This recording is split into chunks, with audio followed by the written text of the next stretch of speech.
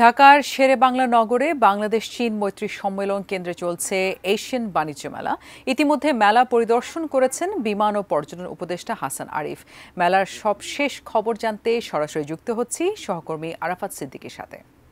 আপনি দেখতে পাচ্ছেন যে আমরা রয়েছি চীন মৈত্রী আন্তর্জাতিক সম্মেলন কেন্দ্রে, সেখানে অর্থাৎ যেটি আগে পুরনো বাণিজ্য মেলার মাঠ ছিল তার পাশেই এখানে আয়োজন হয়েছে এশিয়া আন্তর্জাতিক বাণিজ্য মেলা।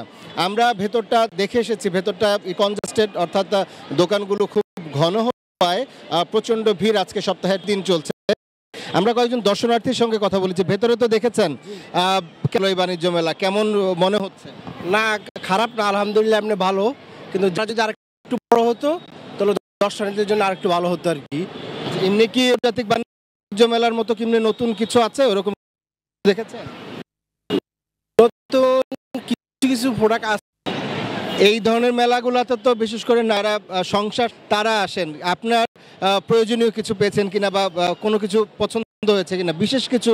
সার্বিকভাবে এটি একটি স্বস্তি দেবে বলে মনে করতেন উপদেষ্টা হাসান আরিফ। তিনি এখানে এসেছিলেন, তিনি পর্যটন এবং বেসরকারি বিমান চলাচল এবং পর্যটন উপদেষ্টা হিসেবে এখানে তিনি এই বাণিজ্য মেলা ঘুরে দেখেছেন। তিনি মাঠের অলরাউন্ডার আমি, আর ঘরের অলরাউন্ডার টাইলক্স।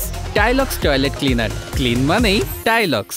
এবং তিনি যেটি বলছেন যে এই ধরনের বেসরকারি উদ্যোক্তাদের এই মেলাগুলোতে তারা আসলে তাদের সরকার আসলে কিছুটা উৎসাহ দিতে চান, সে কারণেই তিনি এসেছেন। এছাড়া তিনি সাংবাদিকদের কিছু প্রশ্নের জবাবও দিয়েছেন, বিশেষ করে পর্যটন, দেশের পর্যটন নিয়ে তার কোনো রোড ম্যাপ আছে কিনা, এই সরকারের কোনো পরিকল্পনা আছে কিনা।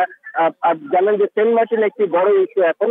সেন্ট মার্টিনে মানুষের যাতায়াত নিয়ে কিছু প্রশ্ন ছিল।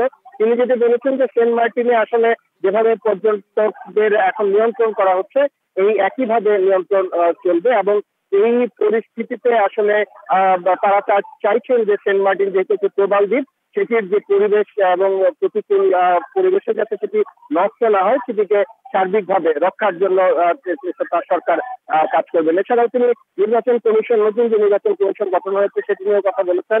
তিনি সেটি নিয়ে নির্বাচন কমিশন নিয়ে বলেছেন যে এই নির্বাচন কমিশন তার কাছে এখনো পর্যন্ত ভালো মনে হয়েছে এবং তারা ভবিষ্যতে কাজ করতে থাকলে আসলে তিনি আরো বিস্তারিত মন্তব্য করতে চান। তবে তিনি যেটি বলেছেন যে এর মধ্যে দিয়ে আসলে সরকারের ধাপে ধাপে সরকার নির্বাচনের দিকেই এগিয়ে যাচ্ছে। তো এখানে মেলা চলছে, মেলার কে কেন্দ্র করে আসলে এখানে তার সফর ছিল হাসান আরিফ, এবং তিনি এই মেলা ঘুরে দেখেছেন এবং এই ধরনের মেলাগুলো যাতে দেশের আরো বিভিন্ন জায়গায় হয় সেটির জন্য তার সরকার কাজ করবে বলে তিনি জানিয়েছেন। তো এই ছিল আমার কাছে চীন মৈত্রী সম্মেলন কেন্দ্রের সামনে থেকে এই আন্তর্জাতিক যে বাণিজ্য মেলা, বেসরকারি উদ্যোগে বাণিজ্য মেলা হচ্ছে, সেই মেলা থেকে